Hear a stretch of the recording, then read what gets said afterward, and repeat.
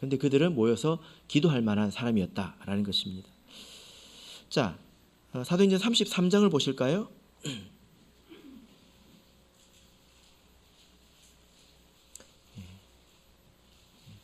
33절 읽겠습니다. 사도행전 4장 33절입니다. 읽겠습니다. 시작. 사도들이 큰 권능으로 주 예수의 부활을 증거하니 무리가 큰 은혜를 얻어. 여기서 주 예수의 부활을 증거하는 사람이 누구이죠? 사도입니다. 5장 41절을 보겠습니다.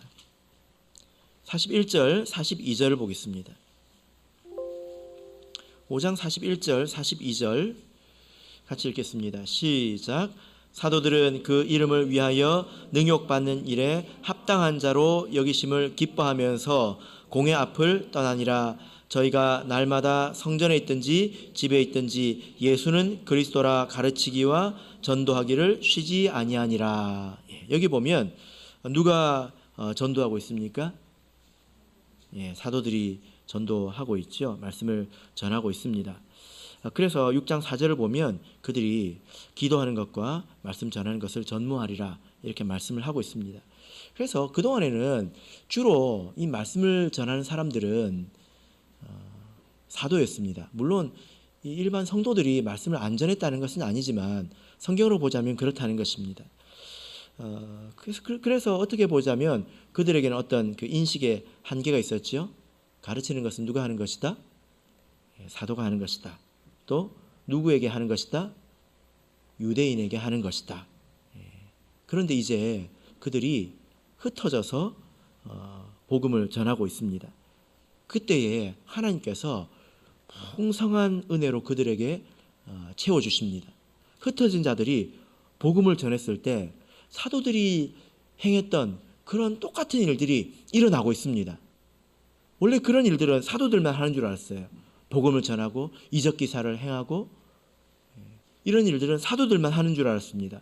그리고 유대인들에게만 해야 되는 줄 알았습니다. 그런데 어떤 일이 생겼습니까?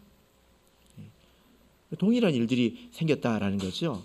그래서 우리 이 성도들이 비로소 알게 된 게 뭐죠? 자기도 독수리라는 걸 알게 된 것입니다. 복음을 전하라는 이 명령은 사도들에게만 주신 것이 아닙니다. 모든 사람에게 주신 명령이죠. 여러분들께서도 혹시 어떤 일은 성직자만 하는 것이다. 어떤 일은 임원들만 하는 것이다. 목자님만 하는 것이다. 이런 구분이 있으십니까? 아주 특별한 일은 그런 구분이 있을 수 있습니다. 그런데 복음 전파는 그런 일이 아니죠. 마태복음 28장을 보겠습니다. 마태복음 28장 우리가 잘 아는 말씀인데요. 19절 20절을 보겠습니다.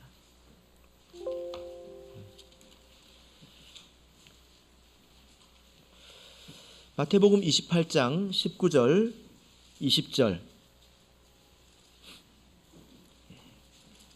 자, 우리 같이 읽겠습니다. 시작.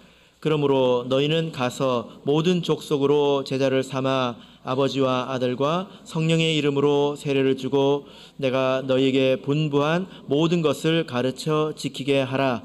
볼지어다 내가 세상 끝날까지 너희와 항상 함께 있으리라 하시니라. 여러분, 이 말씀을 예수님께서 12제자에게 하셨습니다. 11제자라고 할 수 있죠. 유다는 빠졌으니까. 그러면 이 말씀은 사도들에게만 주신 말씀일까요? 그렇지 않겠죠? 왜 그렇지 않습니까?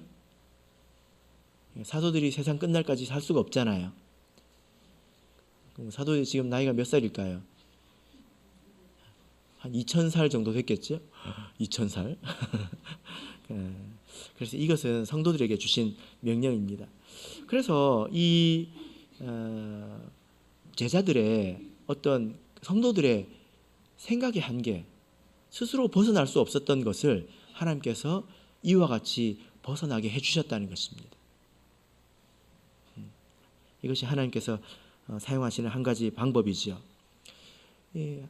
박해는 고통스러운 것이었지만 그러나 그것으로 인해서 그들의 신앙의 지경이 넓어졌습니다. 요거밖에 몰랐는데 그 이상의 것을 이제 알게 됐다는 거예요. 그리고 그것이 훨씬 더 풍성해졌습니다. 자, 본문으로 돌아가서 사도행전 8장 2절을 보시면 8장 2절을 보시면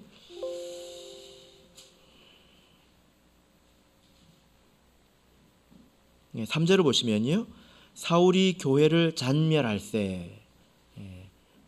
사울이 교회를 파괴했다는 것입니다. 근데 이 잔멸하다 이 말 안에는 계속했다 그런 의미가 있어요. 계속 파괴했다 이런 의미가 있습니다. 사울이 계속 이것을 했죠. 그런데 예루살렘에서는 사울이 계속했지만 사마리아에서는 빌립이 계속한 일이 있습니다. 6절을 보시면 6절 같이 읽겠습니다. 시작. 무리가 빌립의 말도 듣고 행하는 표적도 보고 일심으로 그의 말하는 것을 쫓더라. 자, 여기 보면 빌립이 행하는 표적이라고 말하고 있는데 이 행하다 이 말 안에도 계속이라는 의미가 들어있어요. 한국어에는 이런 표현이 안 되는데 헬라어는 문법이 굉장히 까다롭습니다. 그래서 이런 것들이 표현이 가능하거든요. 사울은 계속 진멸하고 있는데 빌립은 계속 이적을 행하고 있죠. 그리고 무리가 그의 말하는 것을 쫓는 것도 계속 쫓고 있는 것입니다. 그리고 8장에서는 복음을 전했다. 이 말이 지금까지 나온 말보다 사실 더 많이 나와요. 8장 한 장에서 1장부터 지금까지 나온 이야기보다 훨씬 많은 이야기가 8장에서 나옵니다. 먼저 8장 4절에서 나오죠. 흩어진 사람들이 어떻게 다니면서 두루 다니면서 복음을 전하고 있죠. 자, 12절을 보겠습니다. 12절 보면 빌립이 하나님 나라와 및 예수 그리스도의 이름에 관하여 전도하고 있다. 그래서 저희가 믿고 남녀가 세례를 받았다 이렇게 말하고 있습니다. 그래서 어떤 이유로 그 사도들이 오지요 사마리아에. 그래서 25절을 보시면 같이 읽겠습니다. 시작. 두 사도가 주의 말씀을 증거하여 말한 후 예루살렘으로 돌아갈새 사마리아인의 여러 촌에서 복음을 전하니라. 그리고 35절을 보시면 이제 빌립이 어떤 사람을 만나죠. 누구입니까? 에디오피아 내시를 만나죠. 여기서 빌립이 입을 열어 이 글에서 시작하여 예수를 가르쳐 복음을 전했다. 에디오피아의 거물에게 복음을 전하고 있습니다. 이번에 전주에 가서 영은회를 마치고 청년들과 운동을 했는데 거기 에디오피아인이 왔더라고요. 사도행전 8장이 생각이 났습니다. 그리고 40절 보겠습니다. 40절 읽겠습니다. 시작. 빌립은 아소도에 나타나 여러 성을 지나다니며 복음을 전하고 가이사랴에 이르니라. 여기 보면 빌립이 아소도에 나타났다. 아소도는 구약 성경의 블레셋의 아스돗입니다. 좀 익숙한 이름이죠. 아스돗. 그래서 우리가 그동안에 1장부터 7장까지는 드문드문 복음을 전한 그런 이야기를 들었지만 8장 안에서 무려 5번의 이 표현이 나옵니다. 굉장히 풍성해지지 않습니까? 사울의 핍박만 풍성해진 것이 아니라 성도들의 지경이 넓어졌고 그들의 신앙이 깊어졌고 그리고 복음이 널리 전파되었다는 것입니다. 그래서 풍성함을 낳았습니다. 바람이 불길을 더 크게 만드는 것처럼 핍박이 복음을 더 흥황하게 만든 것입니다. 그래서 예수님의 말씀에 따라서 사도행전 1장 8절의 말씀을 따라서 머물러 있던 예루살렘에는 풍성한 슬픔이 임했고요. 사마리아에는 풍성한 기쁨이 임했습니다. 나중에 성도들이 이것을 깨달은 것입니다. 그리고 이렇게 성경에 기록한 거겠지요. 한 하나님 안에서 한 곳에는 풍성한 슬픔이 임했고 한 곳에는 풍성한 기쁨이 임했다는 것입니다. 여러분, 이것이 우리에게 어떤 교훈이 됩니까? 이 하나님이 우리가 믿는 하나님이죠. 그죠? 하나님은 동일하신 분이고 변치 않으시는 분입니다. 성경에 이렇게 하나님께서 자기 자신을 계시하신 것은 하나님이 이와 같이 우리에게 나타나시겠다는 거예요. 머무르는 자에게는 머무르는 자의 하나님으로 나타나실 것이고, 그리고 움직이는 자는 움직이는 자의 하나님으로 나타나시겠다는 것입니다. 우리가 성경을 믿어야지요. 성경은 틀림이 없습니다. 여러분, 하나님께서 우리의 삶 위에서, 우리의 가정 위에서 그 크신 날개를 퍼덕퍼덕 하신다면 우리가 얼마나 어지러워지겠습니까? 얼마나 어려워지겠습니까? 그것을 견디는 것을 인내라고 말할 수 있을까요? 그것을 견디는 것을 인내라고 오해하지 말아야 합니다. 왜 우리 삶에 하나님의 능력이 나타나기보다, 하나님의 역사가 나타나기보다 어려운 일들이 많은가, 어지러운 일들이 많은가? 우리가 오늘 말씀을 가지고도 생각해 볼 수 있겠지요. 고난은 여러 가지 경로로 찾아오지만, 그러나 이것도 한 가지의 가능성이라는 것입니다. 그래서 하나님께서 지금 나에게 무엇을 원하실까? 이것을 생각을 해봐야 합니다. 일반적으로는 복음을 전하는 것, 그리고 현재의 믿음에서 나와서 더 나은 믿음으로 들어가는 것, 이것은 모든 사람들에게 원하시는 것 아닙니까? 복음 전파와 그리고 스스로 성장하는 것, 믿음이 성장하는 것, 이것은 모든 사람에게 주신 하나님의 뜻이지 않습니까? 그리고 특별히 각 개인에게 주신 그런 소명이 있을 수 있습니다.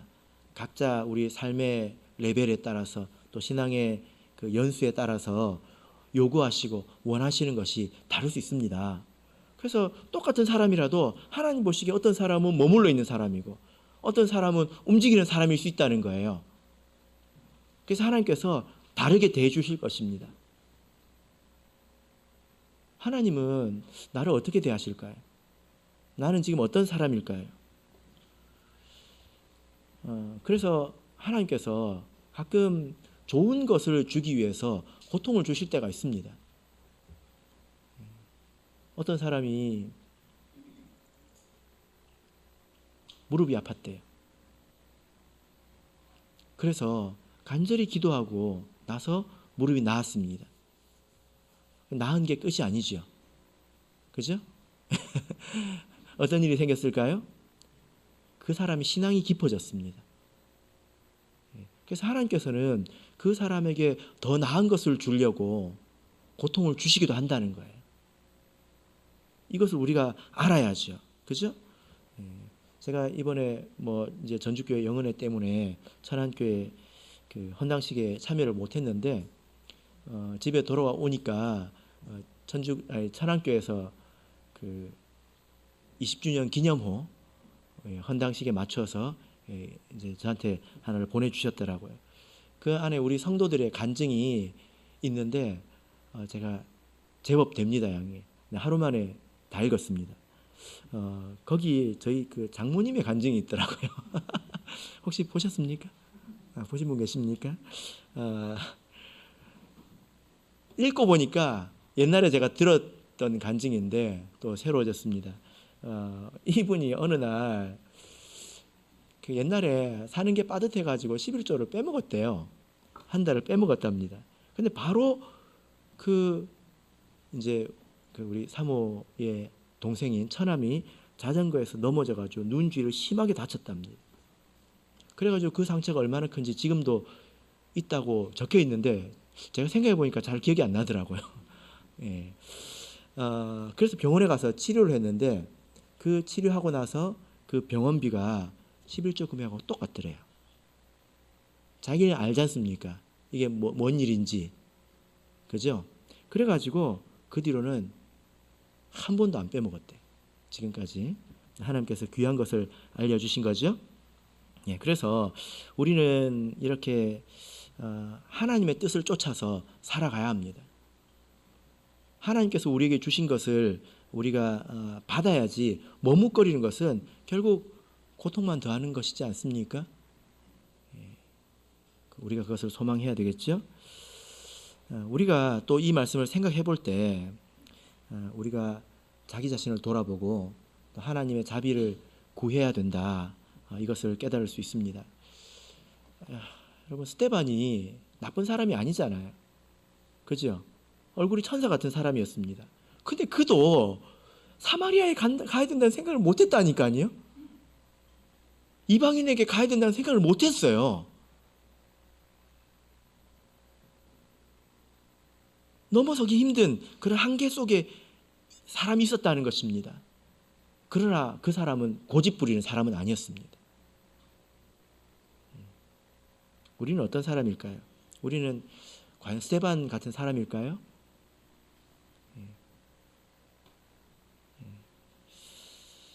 만약에 빌립이 죽었다면 스데반은 갔겠죠. 빌립처럼 했을 것입니다. 우리는 그런 사람일까요? 그래서 우리 자신을 깊이 돌아봐야 합니다.